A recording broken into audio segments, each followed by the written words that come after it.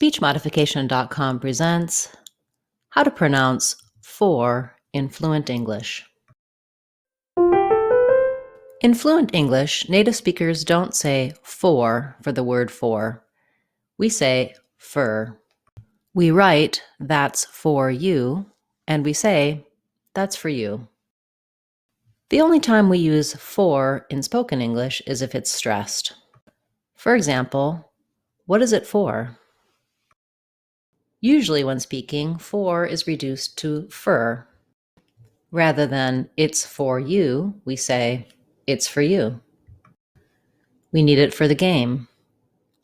What do you want for lunch? To practice pronouncing for correctly and fluently in speech, you can answer the question, who is it for? Or what is it for?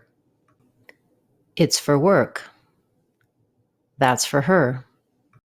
You can also practice using categories. For example, use the word for plus people. For mom, for dad, for me, for him, for the teacher. Use it with time words. For now, for Monday, for next year, for today, for winter, for June. Use it for activities. It's for running, it's for biking, it's for driving, it's for baking.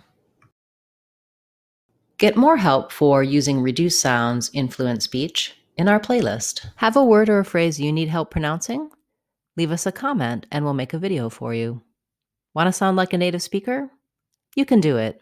SpeechModification.com